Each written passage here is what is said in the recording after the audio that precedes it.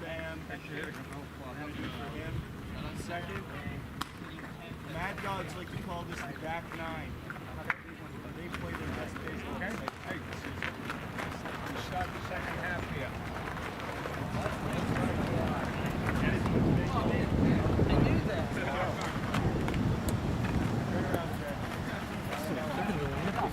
Dogs on three. 1, 2, 3. Dogs. So McCullough's second, hitting second at short. Eric hitting third at third.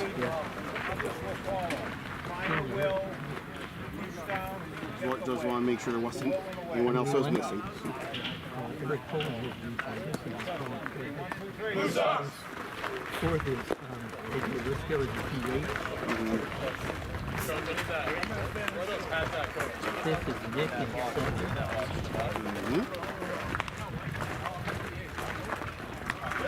Sixth is Ryan Grundy, wears 47. Ryan Grundy, G-R-U-N-D. What position is he? He's the extra hitter. Seventh is Luke Ward, first. I'm trying to write in the same thing I'm reading, so making sure I don't miss. Eighth is Camelo, Charlie Camelo on the left.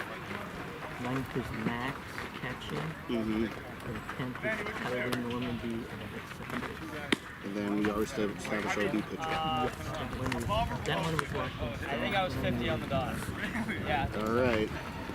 The other position Made a birdie. Really? On a par 3. 6. What? That's like an easy ball. It's a top 3. So, excuse me, Bruce, I have to address the nation. right ahead. All 9 of them. Right from the west wing. You people mean the world to me. I'm back. From center field at Lexington High School, Lexington, Mass. This is Blue Sox baseball here on LSP. Tonight, the Blue Sox resume play after the 4th of July break at 8-5, 4th in the ICL, and they take on the roommates, the Lexington Bulldogs, at 6-5, 6th in terms of points in the ICL. Good evening, everybody. Stanfield here with you, ready to bring you the play-by-play story. First pitch coming at you, 7:30 on the dot, coming in hot to David Vanderzowen in right field today. For ball 1, we are underway.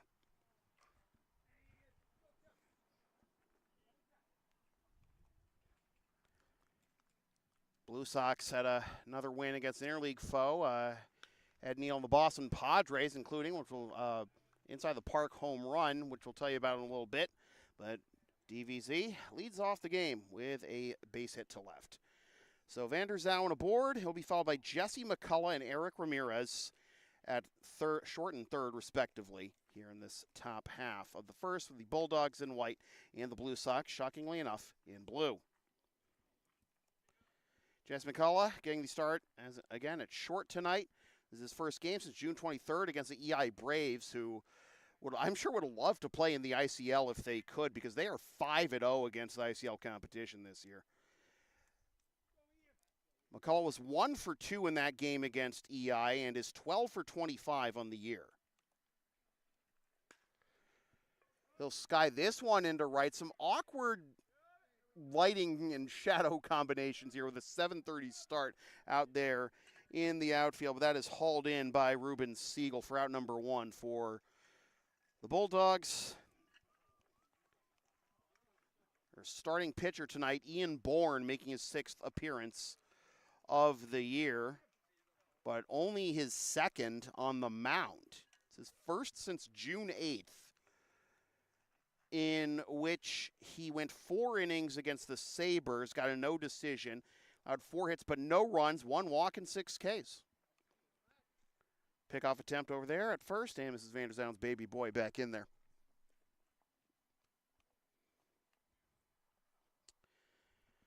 So McCullough flies out to right, and here is Eric Ramirez.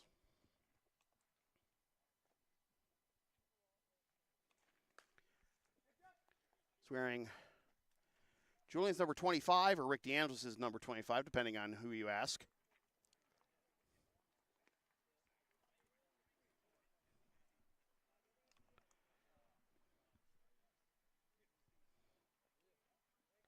Ramirez 16 for 34. It's a 471 clip this season.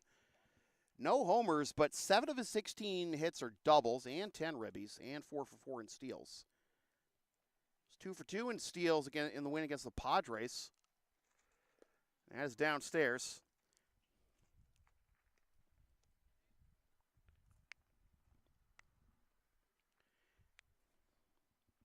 That Padres game was the last game for the Blue Sox on June 30th before the 4th of July break. They were scheduled to play ADSL on the 2nd as Vander Zallen picks up the stolen base on that one.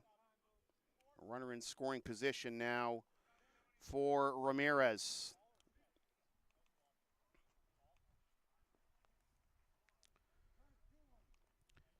Two and one, so a good count here for Ramirez to try and drive home the opening marker.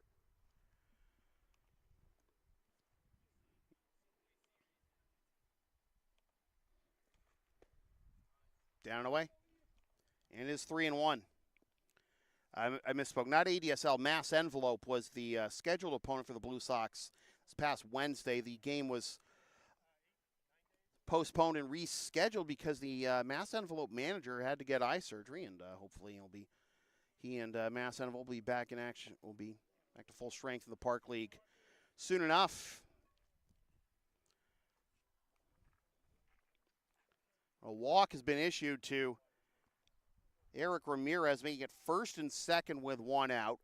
Does put the double play back in order, though. And here is A.J. Lisco, who in the game against the Padres hit, according to Bruce Hack, one of the farthest balls he's ever seen hit in his time with the Blue Sox. The way he described it, sounds like it gave Josh Klimkowitz's home run all those years ago a run for its money. I'll give you a little more details in a bit. That is a strike, 0-1.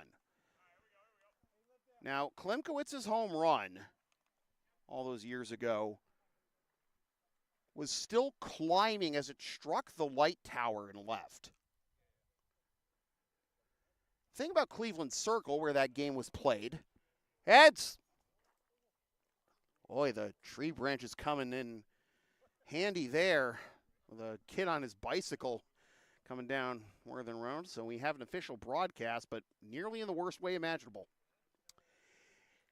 It is 0-2 now to Lisco, and at Cleveland Circle there is no fence. There's no outfield fence for the baseball field or either of the softball fields in that complex, and Lisco's ball went into the outfield of the further of the two softball fields.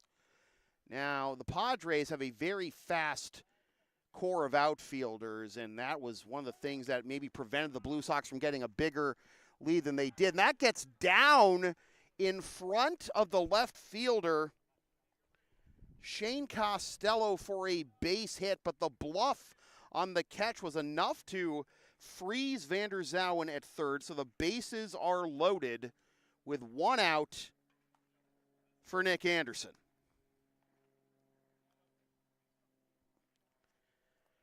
Sometimes moves like that can pay off, but we'll see if Anderson can make it pay off for the Blue Sox.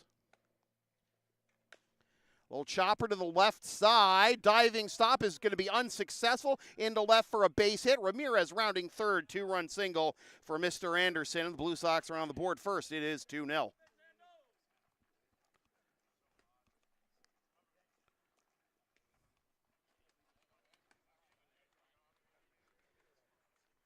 Double play ball, maybe a more conventional ground ball there, and it goes a long way for the Bulldogs and possibly change the narrative of this game. Instead, the Blue Sox do cash in early, 2-0.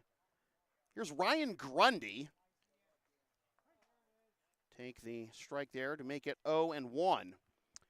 Grundy just joined the Blue Sox, played in against the Padres, was 0-1 in that one. Long look at second by Bourne in the pitch. It's fouled into the screen. Read the top line. It is 0-2.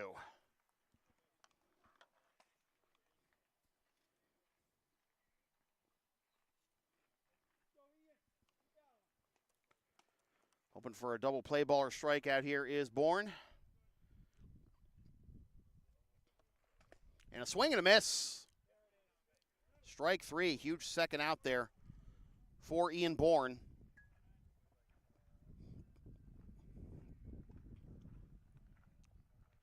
So Grundy goes down on strikes. Now here's Luke Ward, the first baseman. Lefty on lefty matchup. It may come in handy here. Grundy, Dexter Southfield product. Has played the last couple of years for Rick DeAngelis' alma mater, Holy Cross. Late break to third, throw down to third is not in time. A great read there by A.J. Lisco. Anderson holding at first.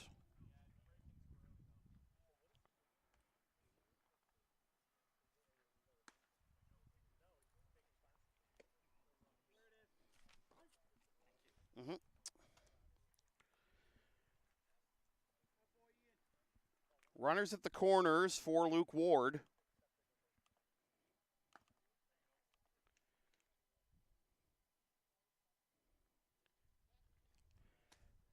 And got the runner at first in a hot box, and we're keeping an eye here on Lisco to see if he can come home. Wow. He got him on the back, and that'll be the out that ends the inning. So, little game of chaos. Tag there, unfortunately, ends up for the Blue Sox, ends up in the Bulldogs' favor. But they do get the first two runs of the game on a base hit by Nick Anderson, happening the books. Blue Sox 2. Bulldogs coming up. LSP and Shipping Shield are partners in cards. Shipping Shields are the eco-friendly sports and gaming card shipping protectors trusted by yours truly, made in the U.S. and Canada on 100% recyclable cardboard. Use the checkout codes and the link on the screen or in the description for a discount on your order. We may receive a commission from those orders, but we thank you for your continued support of whatever this is. And this is Michael O'Brien taking the mound for the Blue Sox here on the bottom of the first, already staked to a 2-0 lead. His father, Bill O'Brien, scouting some football talent down on the Cape over the break. Barnstable to Nauset, maybe sending some talent to the Heights in the near future if Bill O'Brien has his way. Meanwhile, Michael, a Tufts product, making his 6th appearance of the year. He is 1-0 in 12 2/3 innings, 3.87 ERAs, allowed 14 hits, 7 earned runs, walked 4, struck out 12, and thrown 3 wild pitches. All 3 of those wild pitches came in his first 2 appearances against Malden on May 30th and June 11th. His lone win actually came against the Padres and the Blue Sox last game, going 4 innings, allowing 3 hits, no runs, did not walk anybody, and struck out 5. Didn't get a chance to give you the full Blue Sox starting 10, but we will give that to you for the Bulldogs now. Ruben Siegel in right, Jaden Vellis at second, Brett Stone, friend of the program, at third. Vince Libretto behind the plate, Matt Favazzo at short, Nick Favazzo in center. Shane Costello in left, John Nordman is at first, Jay Voika is the EH, Dylan Steinkraus, the EH. Again, Ian Bourne got the start on the mound for the Bulldogs, allowed 2 in the top half, but able to prevent much further damage. And here is Ruben Siegel, who made a nice catch in the top half of this inning. He takes up and in for ball 1. That is no easy task. The sunlight shadow combination out there. Be a bit of a tough sell to haul in what might otherwise be a routine fly ball. 1-1 is the count to the Bulldogs right fielder. Grounds this one foul out of the reach of the first base coach. And the count will move to 1-2.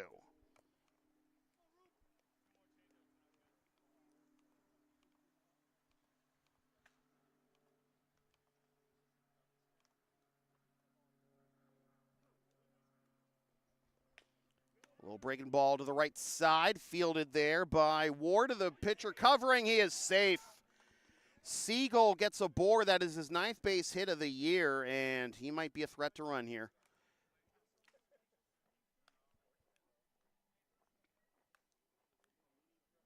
Siegel went 0 for 3 in his last game against Palmer on June 25th, but was 3 for his previous 8 against Stoneham and TJO.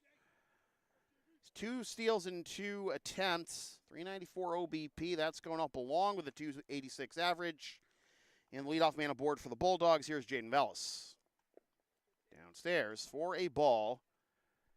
It is 1-0. So both teams getting the leadoff man aboard here in the opening frame.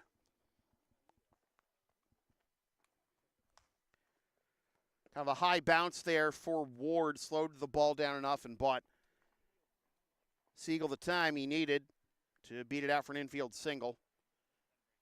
Similar bad bounce to the left side of the top half helped bring home, fuel the fire anyways, for the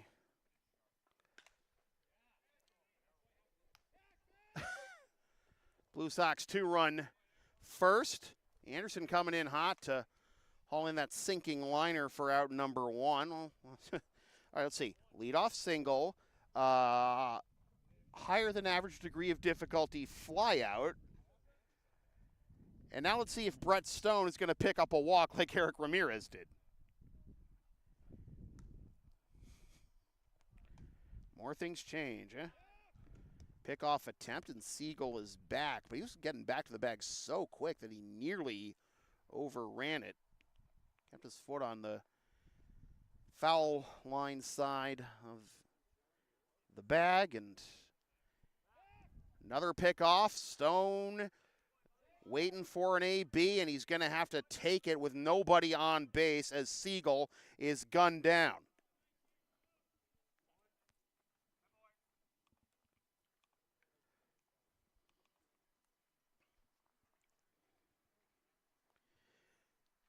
Base is empty, 2 down, and bases clear, conscience clear. Anderson hauls it in, and 1-2-3, but he does face the minimum, does OB. 2-0 Blue Sox after 1.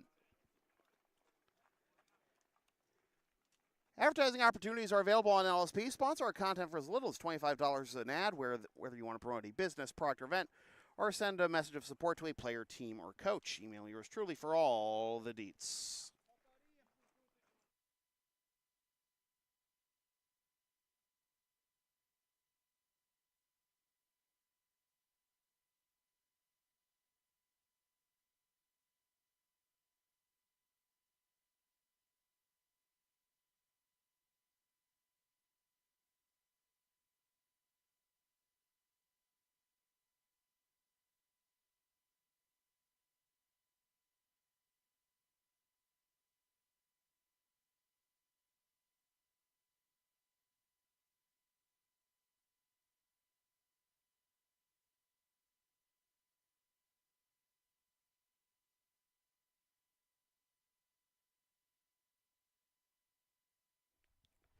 Nana Adu in the chat, and kind of a shock to not see him at this game. Ian Bourne back to work, and I promised the full Blue Sox batting order, so here it is. David Vanderzoun in right, Jesse McCullough at short, Eric Ramirez at third, AJ Lisco is a DH, Nick Anderson is in center, Ryan Grundy the EH, Luke Ward at first, Charlie Camella in left, Max Dushny behind the plate, and Tyler Normandy at second.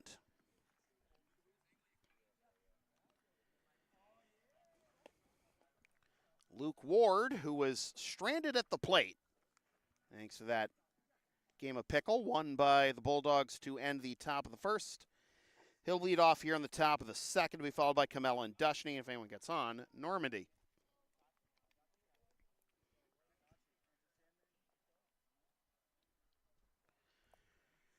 Another lefty, and a chunk of lefties. The tail end of that inning is a big factor for Bourne to get out of that inning with only the 2 runs. Okay, Nana, but you can... Oh, boy. Joe Theismann sends his condolences, man. Nana says he's got a broken leg playing flag football. This is tibia and his fibula. Was it a compound, Nana?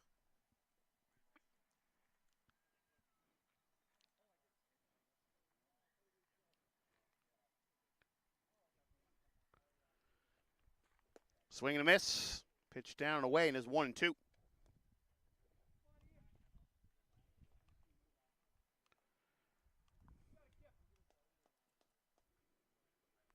Ward 4 for 18 on the year. Does have 5 walks. He's able to foul that one off. He has 5 walks and been hit by 3 pitches, so to turn that 222 average into a 462 OBP, he's gotten plunked and walked. He's gotten take your base twice as many as he's actually hit the ball.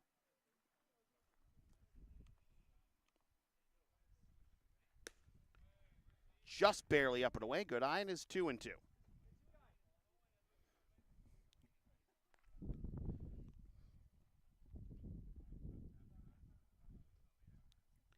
One upshot for it for the Blue Sox is if you are able to chase Bourne, if you force a righty on the mound, or you can just do that. Base hit the other way. The breeze blowing out, too, just as he hit that. So the leadoff man aboard for the second consecutive inning for the Blue Sox. So Ward picks up his 5th base hit of the year, and again, the second straight inning, the Blue Sox have the leadoff man aboard, and here's Charlie Camella.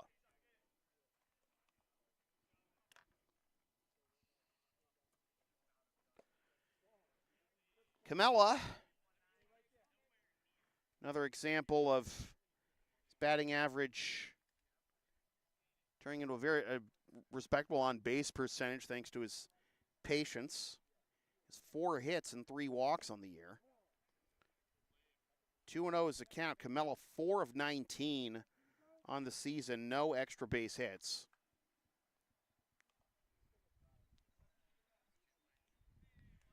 And Ward at first. Nobody out here in the top of the second. 2-0 Blue Sox. 2-run single by Nick Anderson, the difference right now.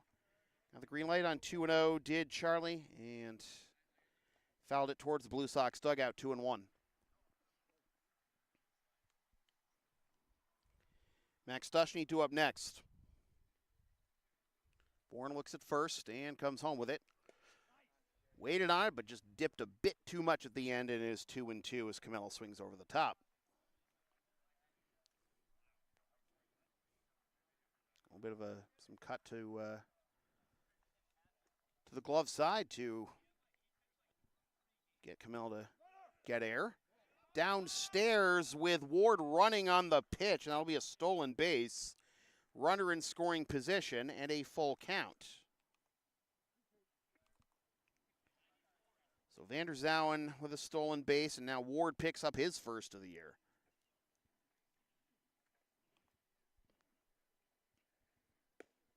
Oh, that was on the inside corner for strike 3 called. Camella couldn't believe it. And it is out number 1, second strikeout of the night for Ian Bourne. So here's Dush. I'm just going to say right now, I could have sworn that David Vander Zowen had more than 1 stolen base at this point coming into tonight. But that was the steal in the first was only his second of the year. Dush comes up empty there for strike 1. Dush is only 2 for 16 at the plate this season, and he's not getting nearly the free passes or plunkings he did last year. Now he's behind 0-2.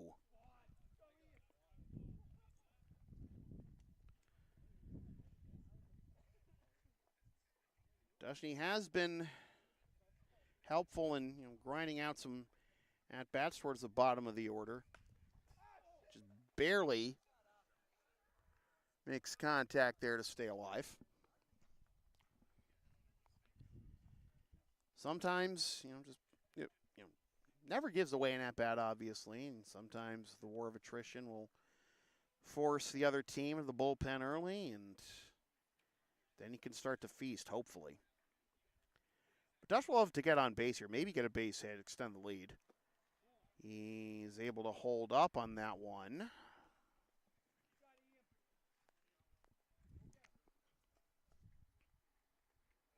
One and two is the count. Tyler Normandy due up next. Bourne looking back at second. Here's the pitch. Fouled off. Read the second line. Still 1-2. See Tyler Normandy going on the counter to pick up that foul ball. He's due up next. Ward at second after the leadoff single and the stolen base. Bourne comes set. 1-2. On the outside corner for strike three called. Third K of the night for Bourne, and it'll be up to Tyler Normandy to try and cash in here.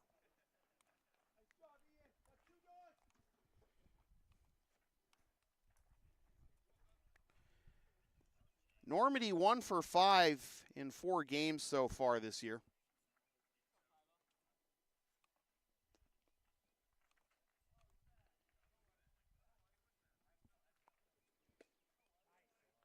Outside edge, strike one.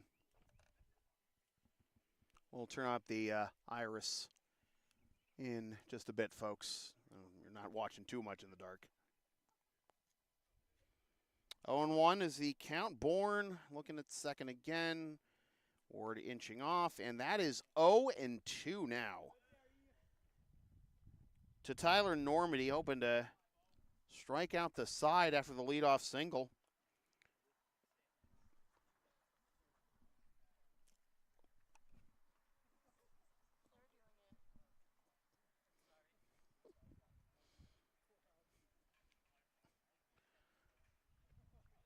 Swing and a miss. Good morning, good afternoon, and good night, Tyler Normandy. And Ian Bourne does indeed strike out the side after the leadoff single. 4 Ks already for Bourne through 2 innings.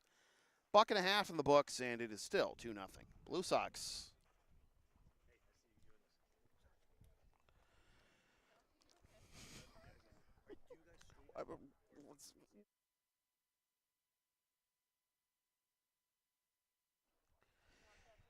When I say LSP has something for everyone since 2011, I by God mean it. Sports, live events, pet singing, walking, tech, help parents, and a whole lot more. Find our Thumbtack page or Linktree, LSP37, or email yours truly so we can proceed to give you what you need.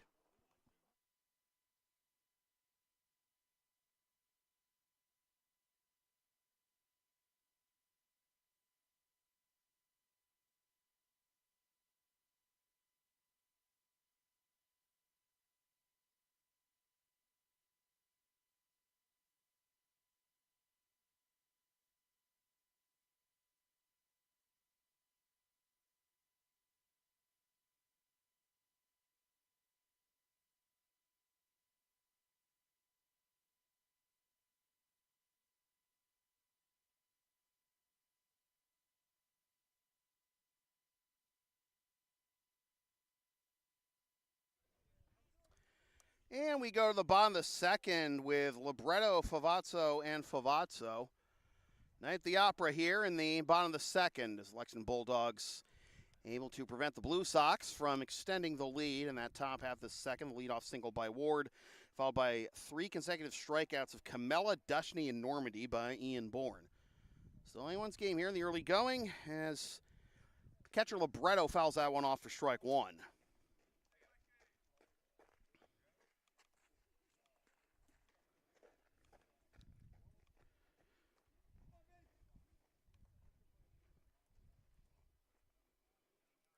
Libretto grabs one to the left side. Pass Ramirez down the line into left for a base hit. And Libretto, who is 8 for 19 entering play, he's now had 450 for a batting average, and 5 of his 9 hits are for extra bases. A double, a triple, 3 homers, and 9 ribbies. OPS of 1645. Leadoff man aboard again for the Bulldogs, but we know what happened in the top of the first, bottom of the first, rather. Getting a little disoriented here when this is the usual home field of a team that is not the Blue Sox. I'm sure you folks have heard either from me or anyone else in ICL, if you follow it enough, many a time, that Bulldogs, playing in Reading for first few years of their existence, were playing most of their games at Reading High, and then bounce around between Endicott and Austin Prep. And played some games at LHS before franchise nearly full. And we were this close to playing a ICL season with only 5 teams. Eric Steinkraus and company able to make themselves at home here at center one. 3-2 is the count. And Matt Favazzo staying in the at-bat here, and OB trying to get out of it. Up and away for ball 4, and it's first and second to begin the bottom of the second.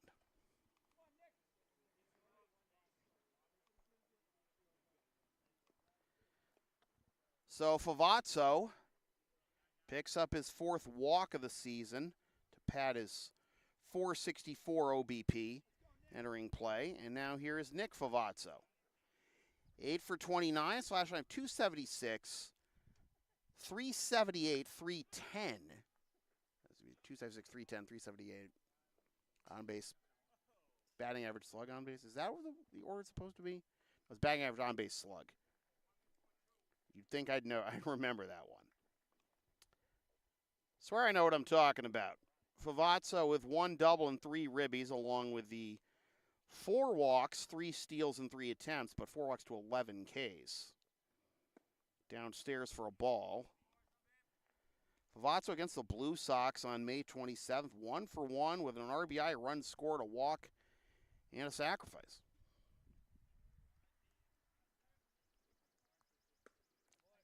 Two and one.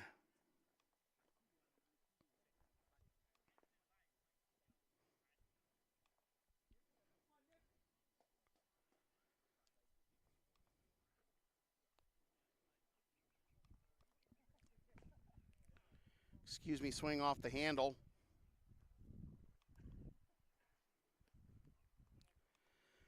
OB has already logged more games and innings this season than he did in the regular season 2024. And this is his first appearance, first time facing the Lexington Bulldogs. Counts run full.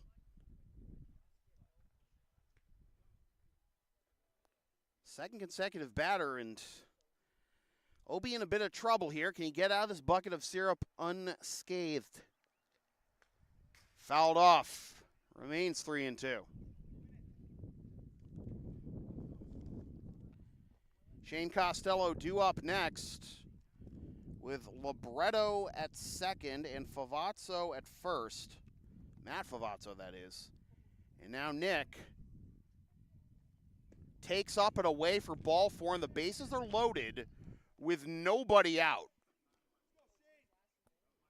Rick DeAngelis is going to call time here and have a word with OB and Dush and Eric.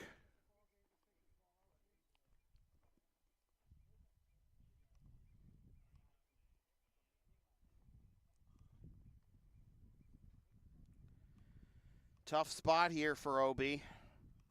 Bases loaded, nobody out.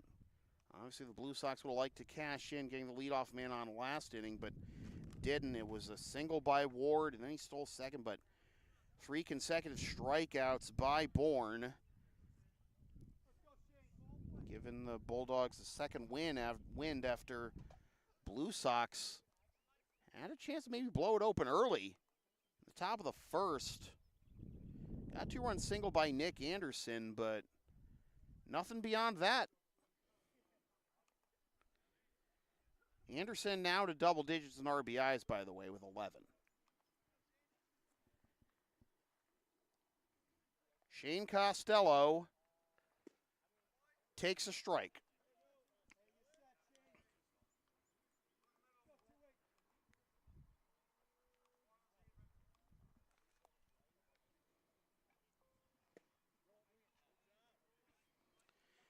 Costello slashing 241, 313, 379, 2 doubles, 1 triple, 3 ribbies. 2-1. The base is loaded and nobody out. Bulldogs looking to tie or maybe take the lead here.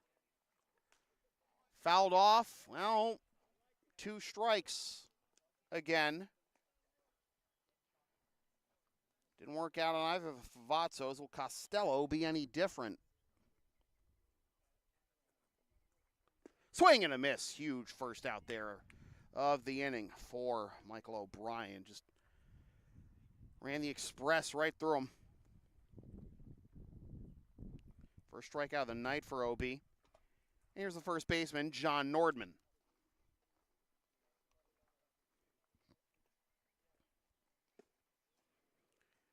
Nord takes a strike on the inner edge.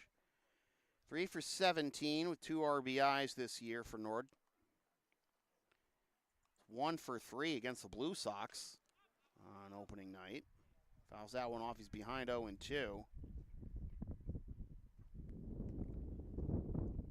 After that 1 for 3 against the Blue Sox, he went and combined 0 for 8 against Malden, Melrose, and Middlesex. Picked up his next hit against Malden on June 5th. 1-2 is the count.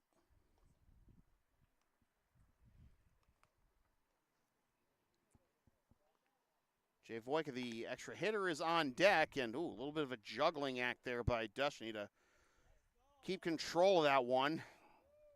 2-2. Need clean innings here. It's one of the things that the Blue Sox have struggled with.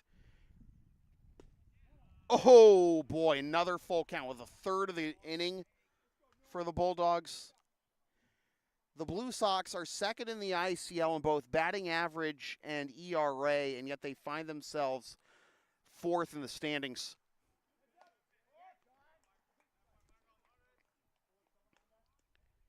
And one recurring pattern has been the Blue Sox inability at times to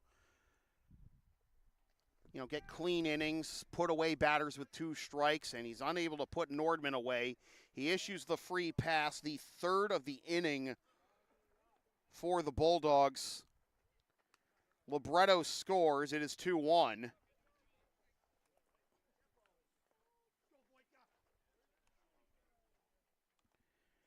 And now with the tying run just 90 feet away, here's Voyka. Takes a strike. 0-1. Voyka 3 for 18 on the year. Skies this one into left field, backpedaling towards the wall, and it is caught!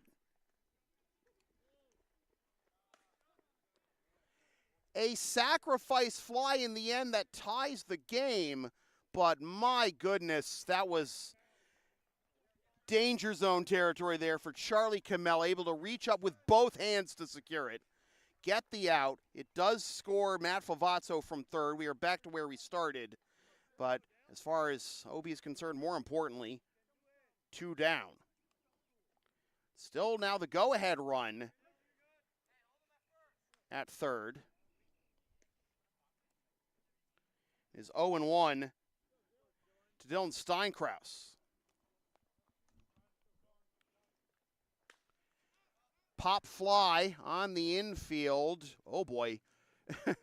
Ward gets out of Normandy's way in time to retire the side, but Bulldogs pull even with 2 runs on just 1 hit, 3 walks, and a sac fly through 2-2. The LSP store is open. Get yourself a DVD or digital copy of most past LSP video broadcasts, or one of several different designs of stickers, shirts, or other merch, including some stuff with my dog, Tina the Long Arena, on it, and some words I've probably said on this here YouTube channel over the years. Email yours truly for game videos and Creator Spring for merch.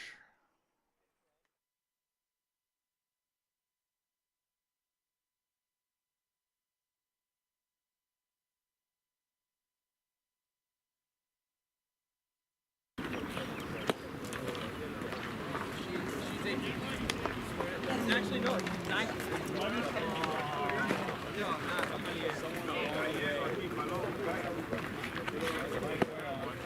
Can I get 3 baseballs, please?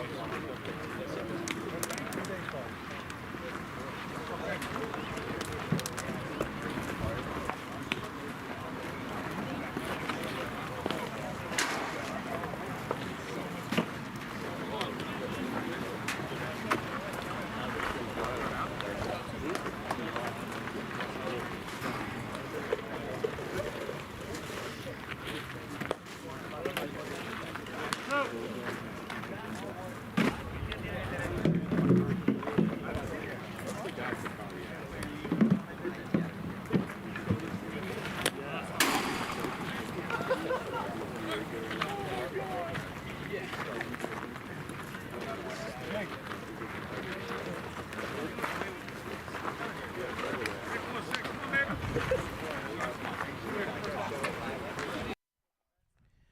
We go to the top of the third. We the top 3 hitters of the Blue Sox order: Vanderzaan, McCullough, and Ramirez.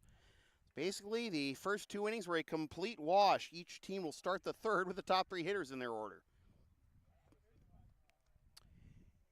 Ian Bourne back to work. Vanderzaan swings at the first pitch, drives into center field, carrying well all the way back, reaching up. Did he catch it? Blue Sox say it's down. Blue Sox say it's down. Bulldogs say it was a catch by Nick Favazzo. The umpires are now going to converge from here. Nick Favazzo tracked it very well. I didn't see what happened towards the end when he was falling backwards to try and haul it in. Vanderzaan and the Blue Sox think they have a double. He's out! Leadoff man retired on a spectacular catch by Nick Favazzo for out number 1.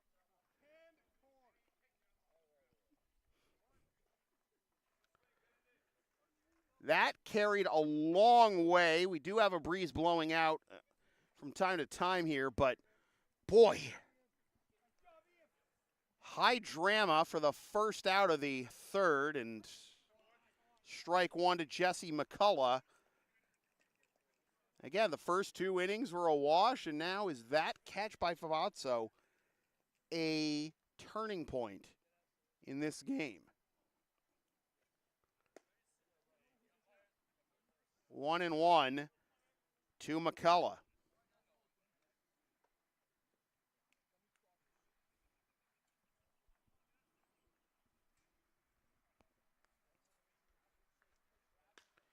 Now he flies this one into right field. Step back, then coming in for a much more routine play is Ruben Siegel for out number 2. This top of the third breezing by quickly for Ian Bourne. Can he get Ramirez for a spotless 1-2-3? Top of the third, spotless 1-2-3 in baseball. Is there any other kind? Ramirez drew a walk his last time. Came around to score on Anderson's single. Downstairs for a ball. It is 1-0.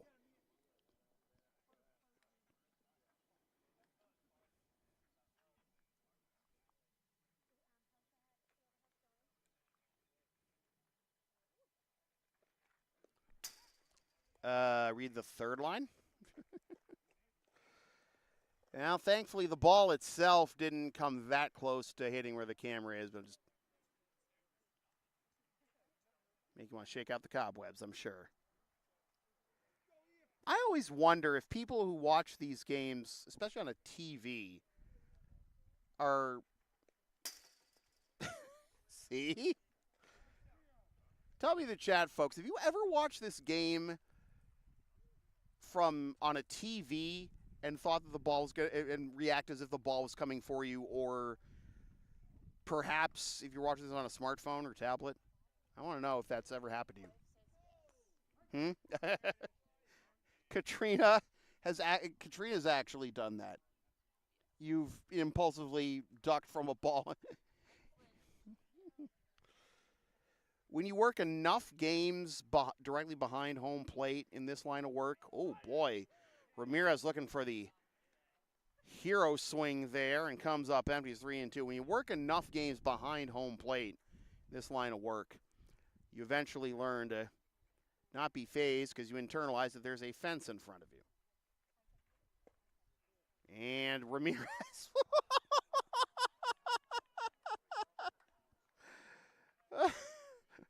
A KBO caliber bat flip on a walk.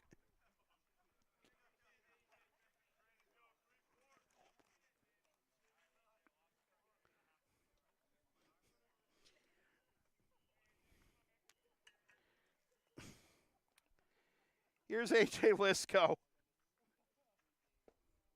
Takes down low for a ball. They made a funny.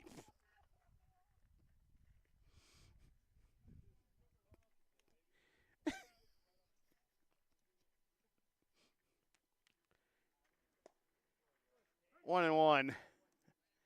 Look, I'll tell you this much, folks. In case it isn't obvious if you watch these games, especially in person, Eric Ramirez loves to play this game. He's just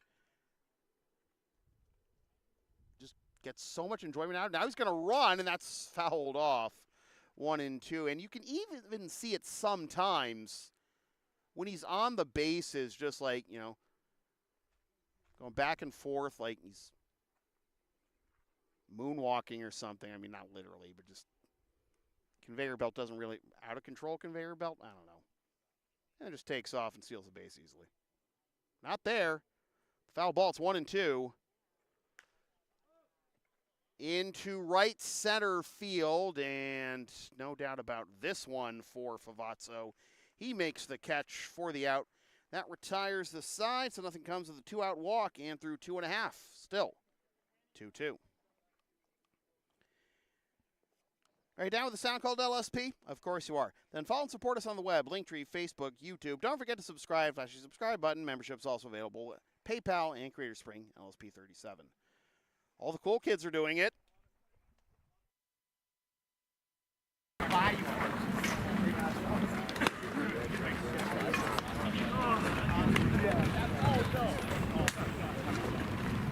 I died.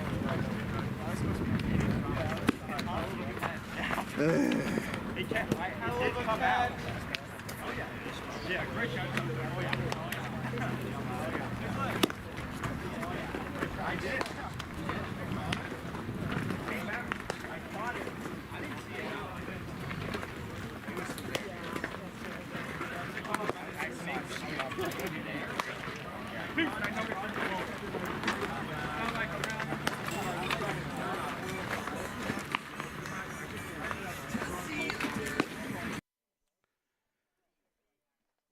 One of these days, I'm going to deploy the center field camera that I've been teasing for so long. I've just been holding back with, you know,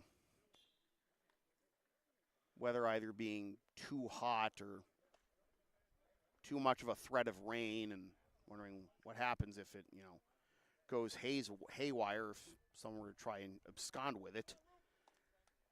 I'll tell you this much, folks. If we did have that camera up, that's not the angle we could have gotten a call on, because it's just zoomed in on the pitcher and batter. That's the purpose of that camera.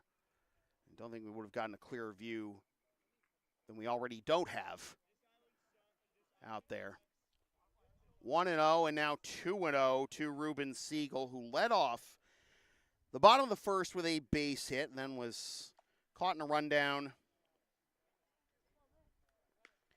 Pops this one up. Oh, boy. My God. That's a tough one. You got that pop of the dies so quickly. Your best hope there as an infielder is to just make sure you stay in front of it and then hope you can throw them out. But Siegel too quick on 2 balls out of back pick attempt, and not going to happen there. Ruben Siegel is just too quick, and 2 tough balls to play in the infield have led to 2 infield singles for him.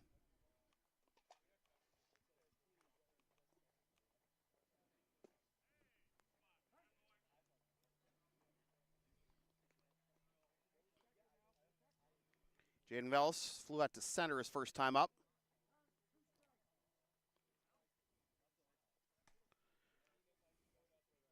Oh, and 2 is the count.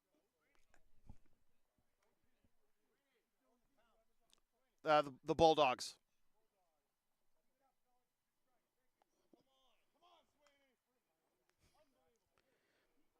This is the Bulldogs' home game. It's their responsibility, technically, isn't it? 1 and 2. Come on, guys. Get your heads in the game.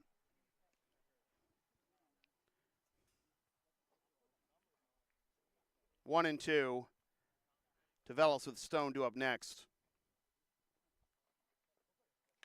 Ground to the left side. Deep in the hole. Way off balance. Throw. They got him. Oh, my God. Jesse McCullough. They get the runner into scoring position, but that's a play going that deep into the hole, that off balance, and kind of a weird angle, just lobbing it there out to first and still able to get Velas in time. Fantastic play for out number 1, but the go-ahead run now in scoring position for Stone. He too flew out to center. He's going to ground this one to the right side. Infield plays have been anything but routine today. Ward able to take it to the bag for out number 2, but now to third goes Siegel.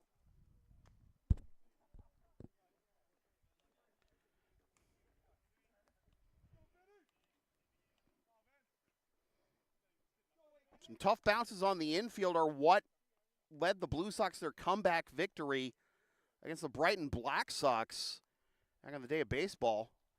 And that is fouled off for strike 1 to Vince Libretto. Let out the top of the second, then came around to score on the John Nordman walk.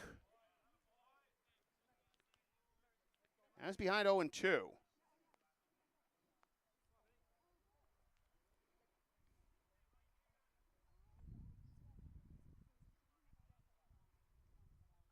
Obi comes set. Just up and away, and it'll be 1-2.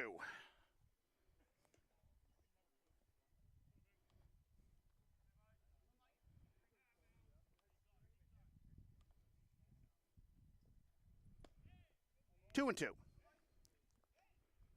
Well, the bottom of the second is an example of one of the things that have played the Blue Sox this year, but sometimes they'll get 2 outs, and then for all the times over the years the Blue Sox have made 2-out, nobody on rallies their specialty. Other teams have been getting a taste of it against the Blue Sox. That time it's a swing and a miss for strike 3, and the side is retired, so nothing comes of leadoff single by Ruben Siegel through 3, 2-2. LSP and Shipping Shield are partners in cards. Shipping Shields are the eco-friendly sports and gaming card shipping protectors trusted by yours truly.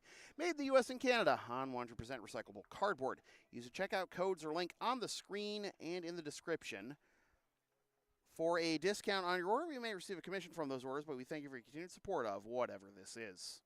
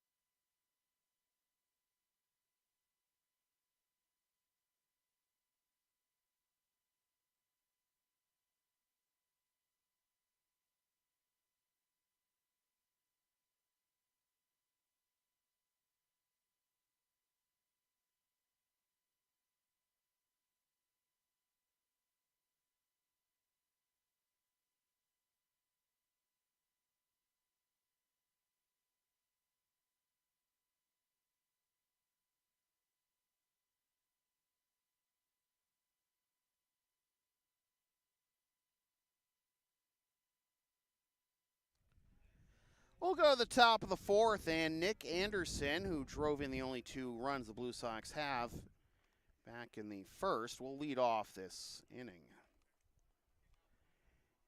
Anderson, Grundy, and Ward, if anyone gets on, Camella.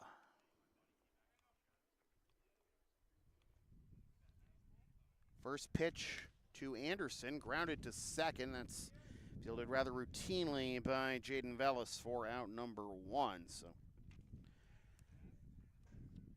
the infield plays being anything but routine tonight, as I had said earlier, that one is a refreshing change of pace.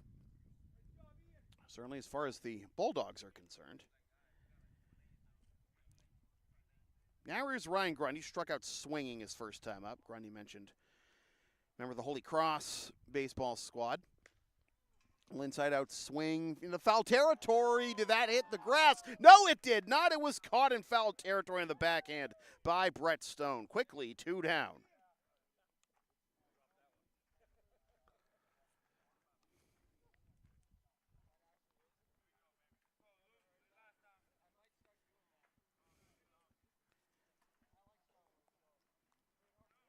Grundy batted 125 this season for Holy Cross, but last year playing summer ball, as that is low for a ball. 1-0. Last summer for the Auburn Double Days, /242, 384, 350. That's neither here nor there, as it is 1-1 to Luke Ward. Single of stolen base his first time up in the second.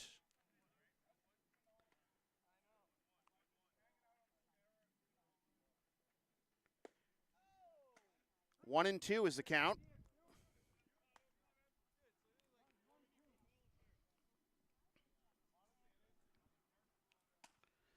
Single stolen base back in the second for Ward, was stranded at second after Bourne struck out the next 3 batters in order.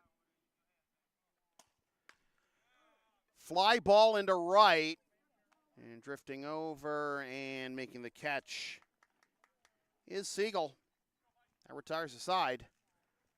Halfway home, still 2-2. Advertising opportunities are available on LSP. Sponsor our content for as little as $25 a spot. Whether you want to promote a business, product, or event, or send a message of support to a player, team, or coach, email yours truly for all the deets.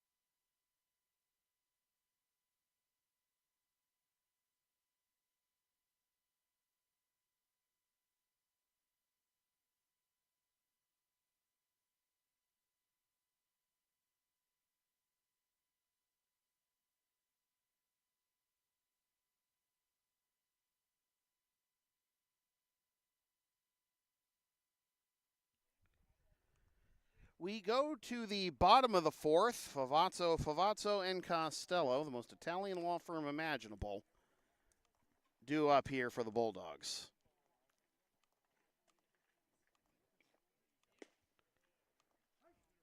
Oh, and 1 is the count. Matt Favazzo drew a walk and came around to score on the sac fly by Voika back in the second.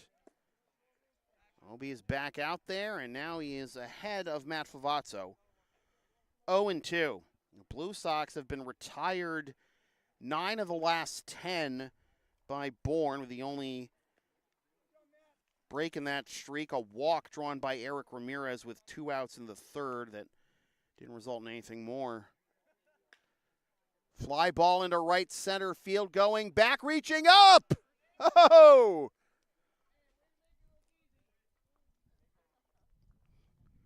Favazzo with a fly out to right. One down. This is Vander Zouwen's baby boy. He's earned himself a few more tendies.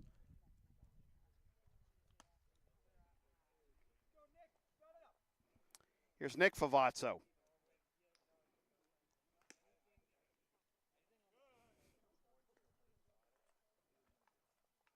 I don't know what that means either. I think I do, and it's literally nothing deeper. It's a joke, kid. Chris isn't here tonight. I have to amuse myself. Check swing 1-2. Katrina's too far off the mic for y'all to hear her needling. Love you, dear.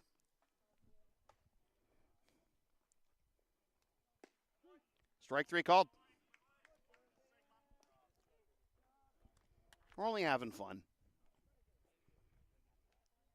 It's a fun ball game, too.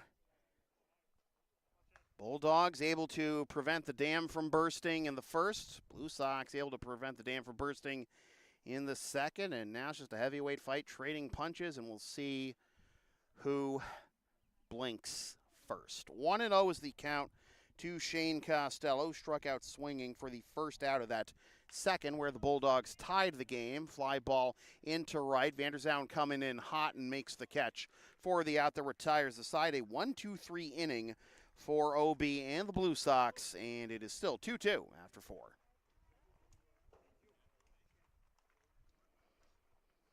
When I say LSP is something for everyone since 2011, I, by God, mean it. Sports, live events, pet sitting, walking, tech, help parents, and a whole lot more. Find our Thumbtack page or Linktree LSP37, or email yours truly so we can proceed to give you what you need.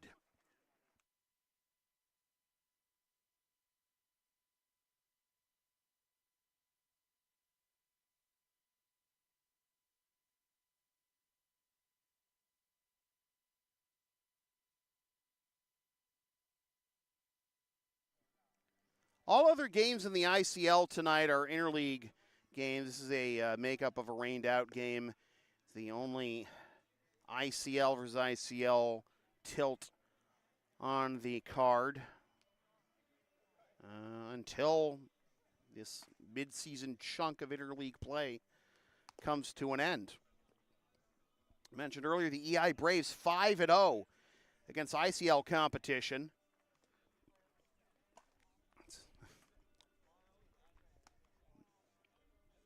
More wins against the ICL than the Sabres have at all.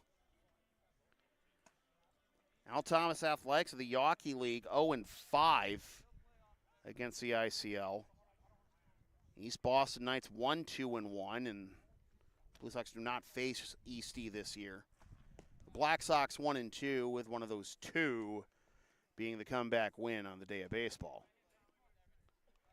Rest of the card tonight is Melrose at the Padres, Middlesex at Mass Envelope, and the Mad Dogs at the Black Sox.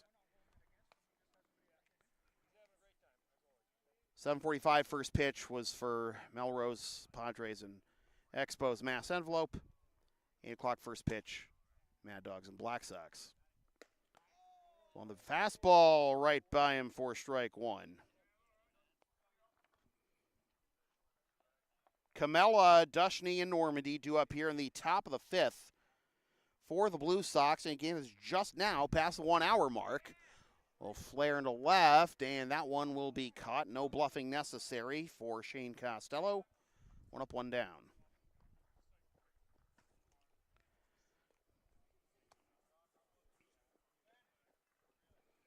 It's 10 of the last 11 now retired by Ian Bourne. Last Blue Sox hit, Ward leading off the second. In that stretch since then, though, 3 strikeouts and just a walk. The only base runner. This one driven to left. Costello having a devil of a time out there, but he hauls it in. Now, I understand wanting to jump on the first pitch when your opponent's pitcher is trying to get in a groove here, but for Dushney, not Dushney, Normandy. I want to try and wait one out here. See if you can make him earn a 1-2-3 inning if he does get that. Dribbled foul over towards the Bulldogs dugout for strike one. Normandy, Dushy, and Kamel, the three guys who are due up this inning, all struck out immediately following that Ward single. Putting the ball in play this time with a couple flyouts to left by Kamel and Dushy, but still does not advance the cause. 1-1 to Normandy. Blue Sox haven't had a base hit since the second, or a base runner since 2 outs in the third. Fouled off, and it's 1-2. Blue Sox played 2 runs on 3 hits, none of them for extra bases. In the first, Nick Anderson's 2-run single gave him the lead. 2-2. Obi faced the minimum in the bottom of the first, and then allowed the first 3 to reach on a single and 2 walks in the bottom of the second. And Vince Libretto and Matt Favazzo ended up scoring the runs that tied this game and leave us at this 2-2 score that you see in the bottom right corner of your screen. Blue Sox in blue, Bulldogs in white, and a full count to Tyler Normandy. Hoping for another 1-2-3 inning here is Ian Bourne. The payoff, little flare to the right side, and that will be caught for out number 3. A 1-2-3 inning in the end for Ian Bourne. It is still 2-2. Going to the bottom of the 5th.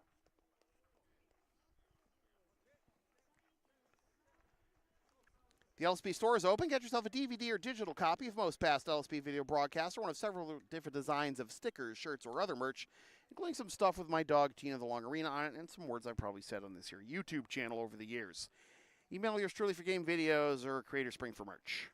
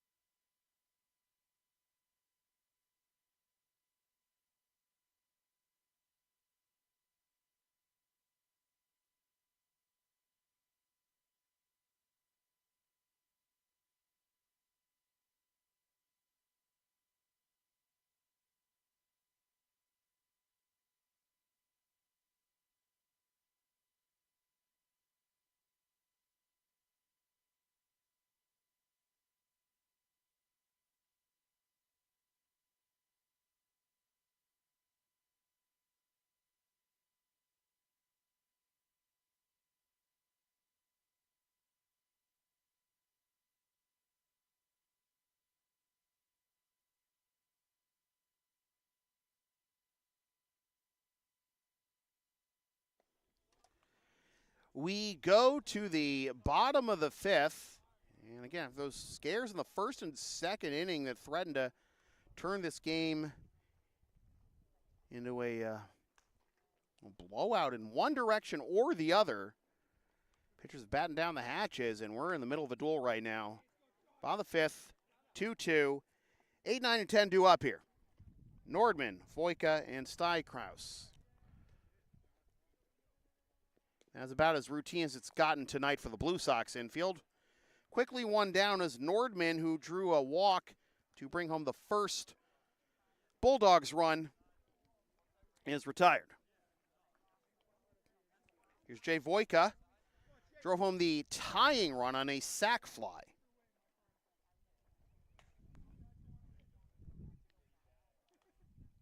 Since Nordman's walk,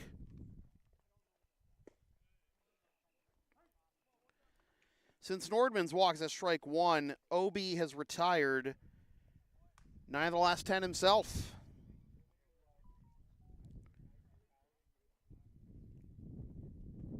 Swing and a miss, 0-2.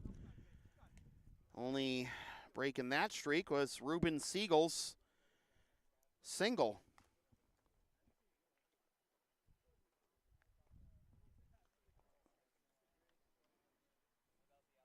Good morning, good afternoon, and good night. Jay Voyka, 2 up, 2 down.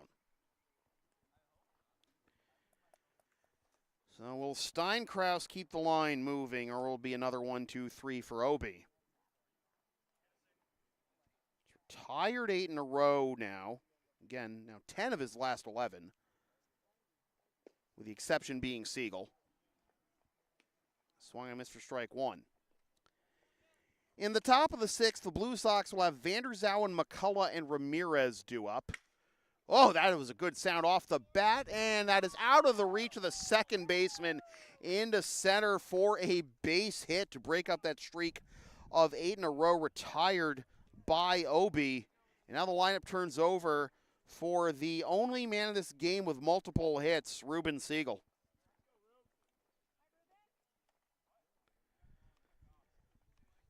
A single in each of the first and third innings.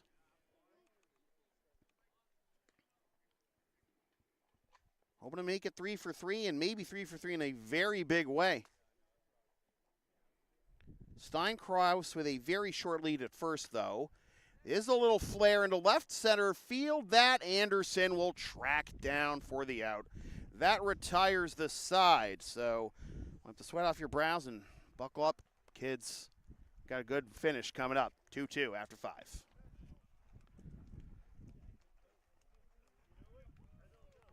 Are you down with the sound called LSP? Of course you are. Follow and support us on the web, Linktree, Facebook, YouTube. Don't forget to subscribe. Flash the subscribe button. Membership's also available. LSP 37, PayPal creators bring the same thing. It tastes great on a cracker.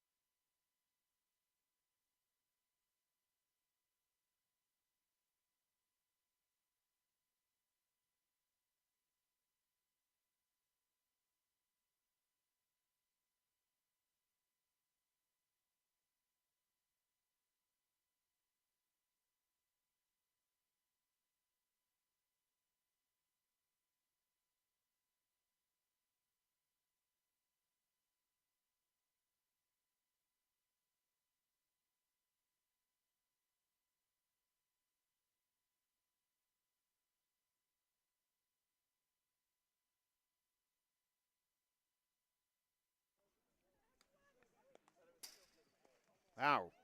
Read the next line, where we've even actually thrown a pitch here in the top of the 6th. Both pitchers, this game Bourne and Obi, have been on fire. Eric, who's the new noodle? The wing? Marsh? All right. But Bourne has given way to the new noodle for the Bulldogs. And that would be Sean Marsh.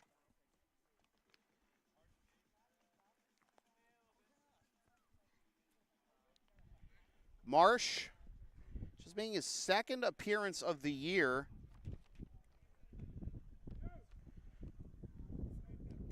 He got a win in 3 innings of work against the Sabres on June 21st. Allowed 2 hits and 1 unearned run while walking nobody and striking out 5. Marsh tasked with facing the top 3 hitters in the Blue Sox order here in a tie game, 2-2.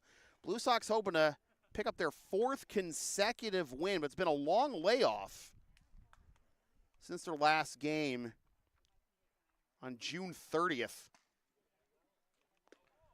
That is up and in for a ball to Mrs. Vanderzoun's baby boy, who is 1 for 2, single, stolen base, and a run in the first, and a fly out to center in the third, and a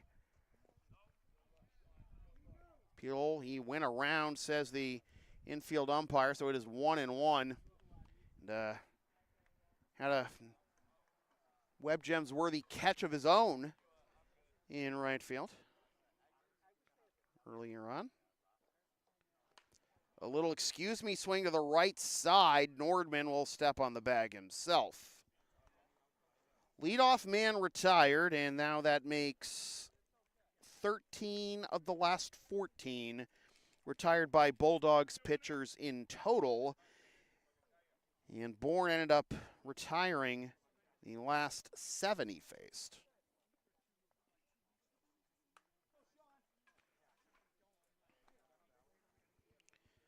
Unfortunately for Bourne, he's going to get a no decision out of this one. This is screaming down the left field line. That is a fit. Oh.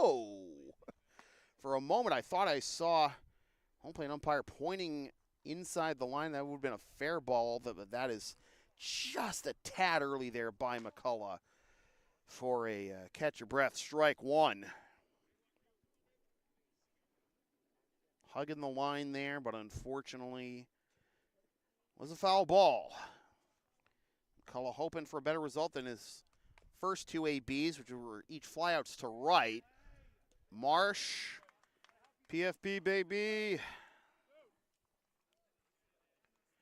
2 up, 2 down. And Eric Ramirez hoping to channel the player whose number he wears tonight, Julian Alvarez, all those clutch hits over the years by Jules. And Rick DeAngelis, I mentioned earlier in the year, believes that Eric is, the both superstar and leader the Blue Sox need to get back to the top of the ICL mountain, but that is outside for ball one. And he picked up a couple of walks and scored a run, and even had a KBO-worthy bat flip on the second one on a walk. I'll go out of play, 1-1. Bulldogs will have the top 3, 2, 3, and 4 due up in the bottom of the 6th in Velas, Stone, and Libretto. After Siegel was retired for the first time tonight by a nice catch by Anderson.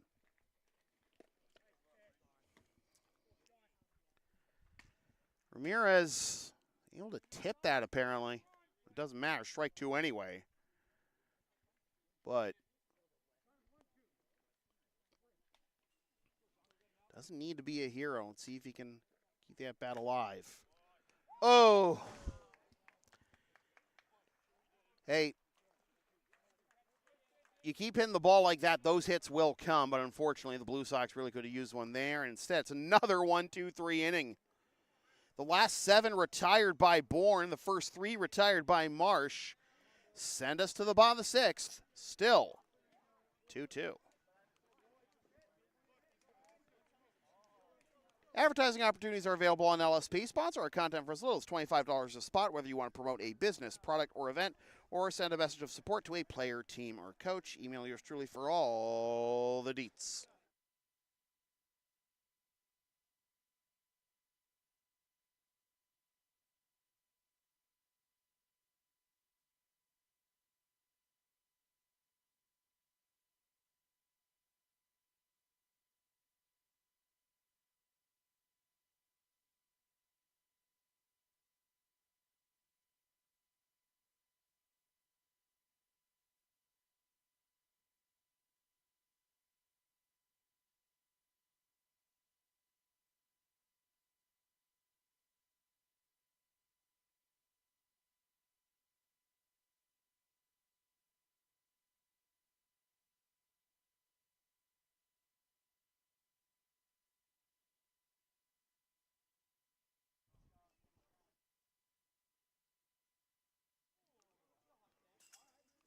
Hey, Tuck, get your phone out. It's your brother.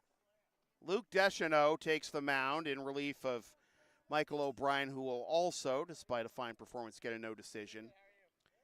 Now, Luke has had a tough go of it here in his first 2 appearances against the Melrose Americans on June 9th, the EI Braves on June 23rd. He is 0-1 with a .572 in 3 2/3 innings, 5 hits, 3 earned runs, 4 walks, and 1 K.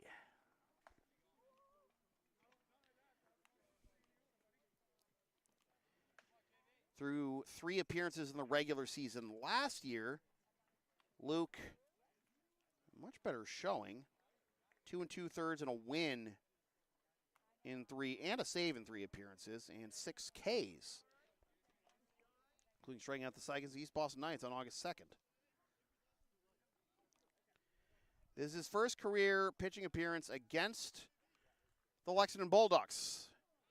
first pitch pop up into shallow right, caught by Vanderzoun for out number 1.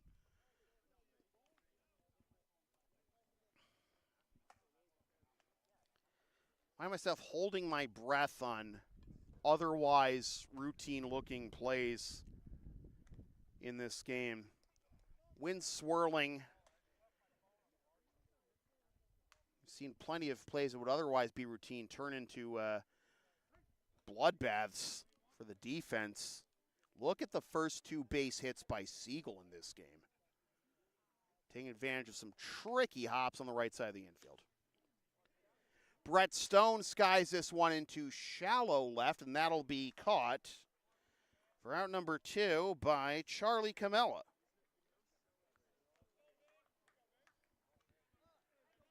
Vince Libretto, base hit and a run scored in his first appearance in the second, and a strikeout in the third, so he's 1 for 2.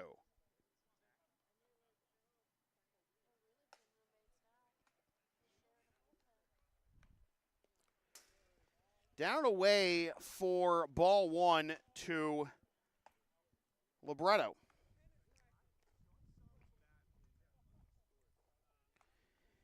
Lisco, Anderson, and Grundy due up for the Blue Sox in the top of the 7th. It is 2-0 to Libretto.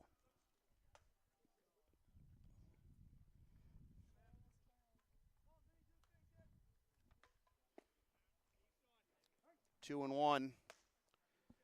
Action in the Blue Sox bullpen, and Katrina just said they're really roommates now because there's also Bulldogs getting loose in the bullpen as well in the Blue Sox pen. I feel like if that's going to be the home dugout, then shouldn't the Bulldogs get that one when they're the home team here? Yeah. All right, 3-1 to Libretto. Fouled in the screen for a full count.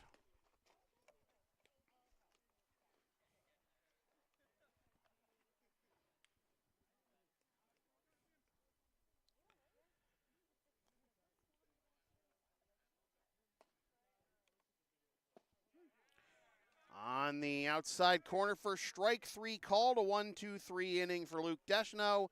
And to the 7th we go, still tied at 2.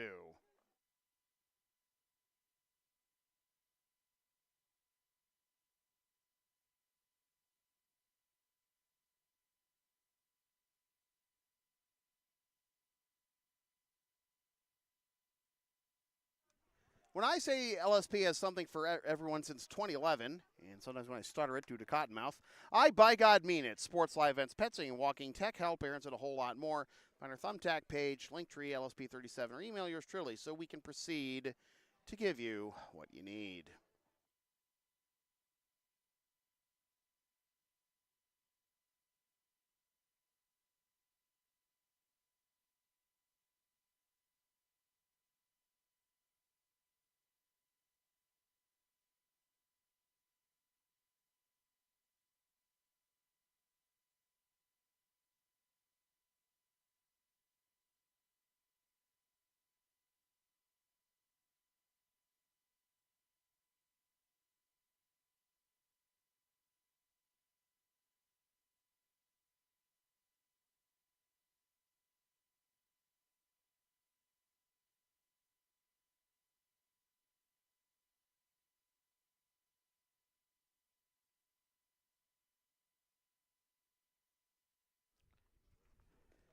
New noodle for the Lexington Bulldogs is Nigel Cross, making his 5th appearance of the season. 1-1 with 2 saves and a 1.80 ERA. In 11 2/3 innings, he has allowed 8 hits, 8 runs, 3 of which were earned, walked 1, struck out 13, and surrendered 1 home run. He allowed 5 unearned runs to the Middlesex Expos in his first appearance of the season on May 28th. In 4 2/3 innings, and since then, a save against Andre on June 4th, scoreless inning of work, strikeout, 1 hit. A win against the Sabres, 4 innings of work, 4 hits, 2 earned runs, no walks and 2 Ks. And then a save also against the Sabres, 2 innings, no hits, runs, or walks, and 3 Ks in the process. So A.J. Lisco will lead things off here in the top of the 7th. I just realized I hadn't turned that on. Hey, if it was still these audio broadcasts, hey, what am I supposed to do, right? And I had to MacGyver something. That game at East Boston Stadium against the Expos last year.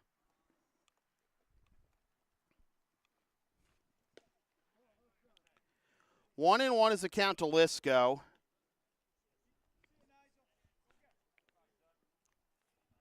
Single in the first, fly out to center in the third.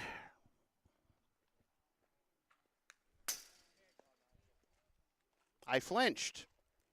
See, even I'm not immune to it. 1 and 2 is the count.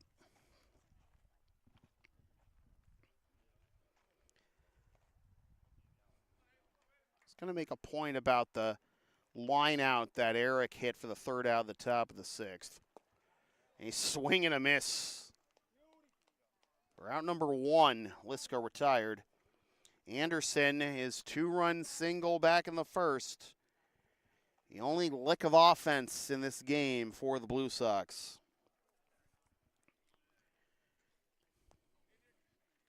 Talked about the inside the park home run, which basically everything is an inside the park home run at Cleveland Circle, because it's like Victory Field and it's like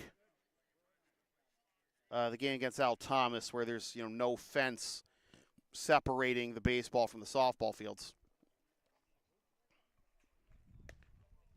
1-1. Blue Sox were hitting some baseballs very hard in that game, but some tough luck outs. They eventually won, of course. Yeah. Well-hit balls, tracked down by very fast outfielders at that. Ed Neal has a very good eye for talent. He's safe! Nick Anderson beats it out for an infield single.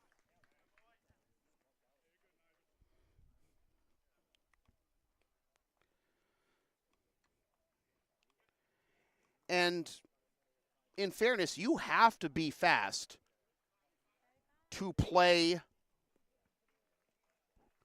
outfield at Cleveland Circle.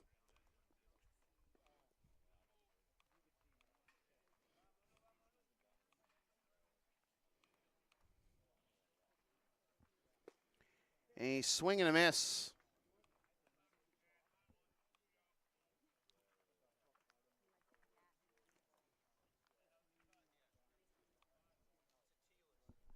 Luis Atiles in Grundy's spot. Runner goes, pitches outside, throw down to second. Oh boy. Anderson able to get back after trying to jump back up and maybe take off for third after seeing the throw go wide. Gets back safely, but oh my. In a spot where you could potentially give back whatever momentum you just gained with the infield single and the stolen base. Anderson does get in there. He's in scoring position as the go-ahead run for Atiles. 1-1 count. Atiles into left center field. Going back to the wall. It is gone!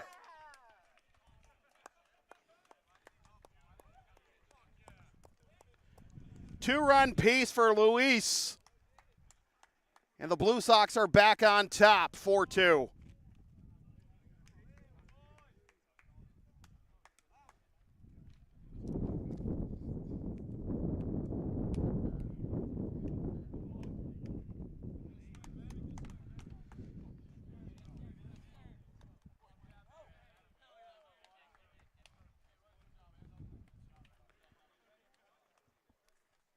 I have to wonder how differently that at-bat plays out if the Bulldogs were able to get Anderson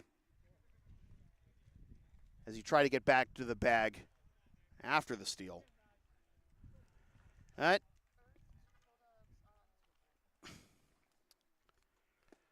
Breaking ball is in there for a strike. I guess we'll never know now. Atiles to left center, to give the Blue Sox the lead back. And now 2-1 to Luke Ward. Those hits by Anderson and Atiles were the first for the Blue Sox since Ward's in the second. Whoa, boy. A couple guys hanging out near the bleachers there nearly got their ankles bit by a baseball rather than mosquitoes. 2-2 to Ward. Full count.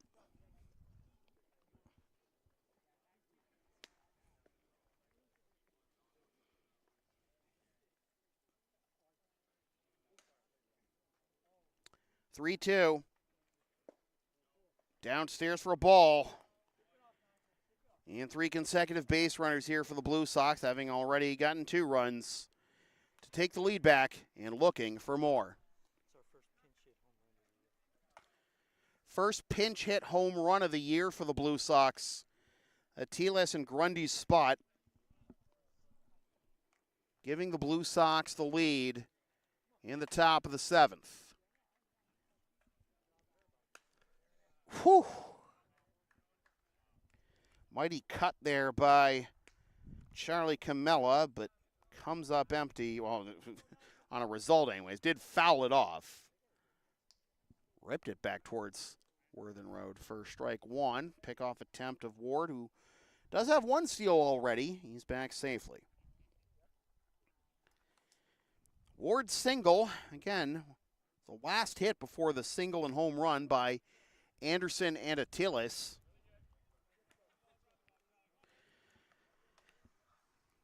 Bourne Marsh, the current Bulldogs pitcher, Nigel Cross, had combined to retire 16 out of 17.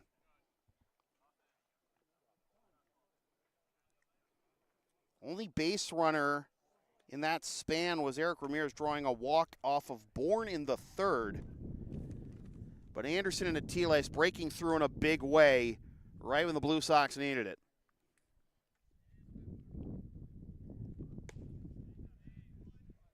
Three and one.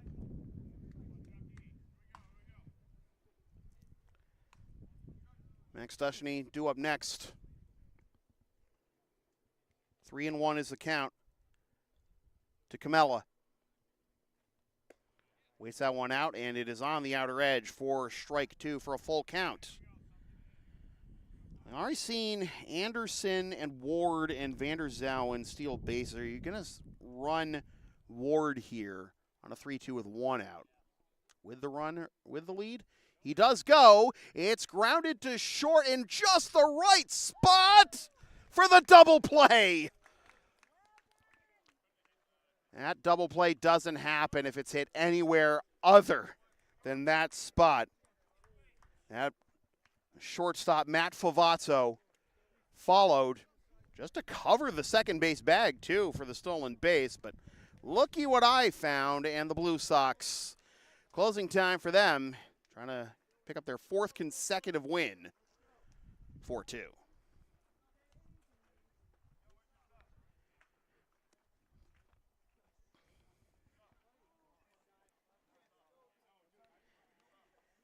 The LSP store is open. Get yourself a DVD or digital copy of most past LSP video broadcasts, one of several different designs of stickers, shirts, or other merch, including some stuff with my dog, Tina the Long Arena, on it, and some words I've probably said on this here YouTube channel over the years. Creator Spring for merch, and email yours truly for game videos.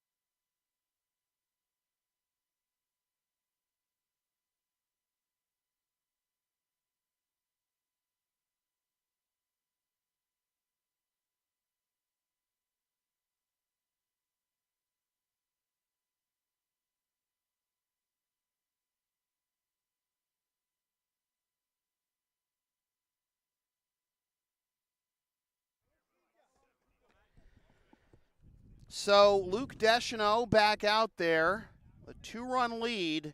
He's got the chance to pick up the win here.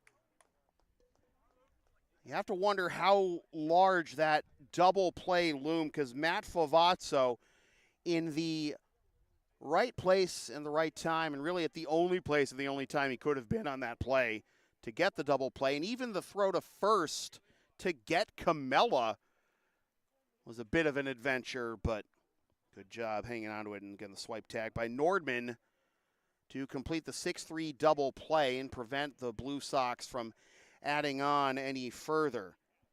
A double play, you take that out of the question. You have runner at second, 2 down, and then you have Dushny coming up. You still have a chance to extend the lead further, and we'll see if the Bulldogs can take advantage of that reprieve.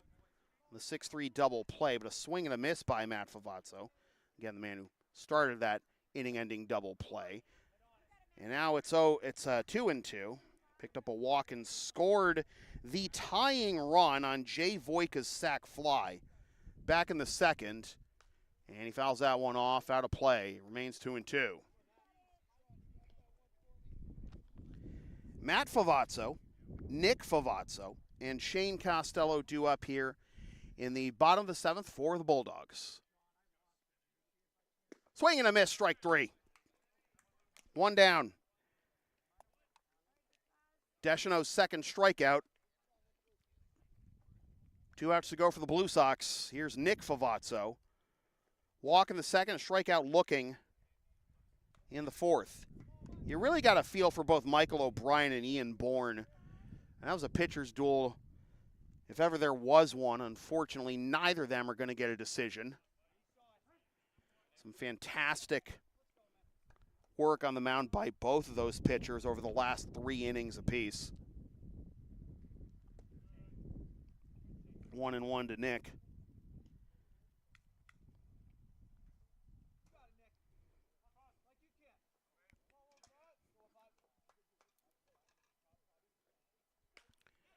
Popped up on the infield. We've seen this movie before. Ramirez, 2 down.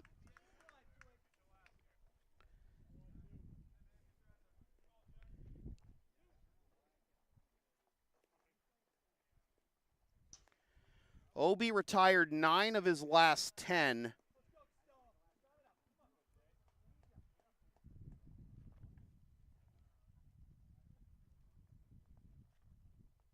Ends up with nothing. Fly ball into right. And it gets over the right fielder's head all the way to the wall.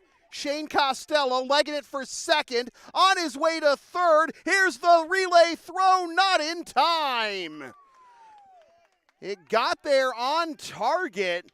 Ramirez tried to bring the tag back down on him for maybe a moment that he might have had his foot off the bag, but is not to be.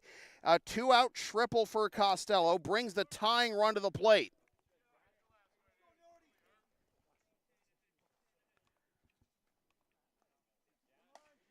John Nordman, well, you're not going to drive in a run with a walk here, obviously, but he's got a chance to get the Bulldogs within 1 or tie. This can't be too cute here as a hitter, because no matter what you do, you're not winning the game here. 1-1.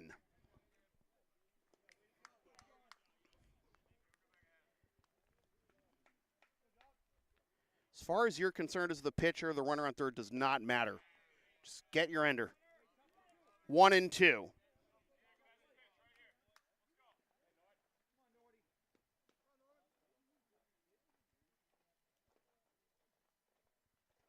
Grounder to the left side, fielded it short, on to first, in time, and the ball game is over.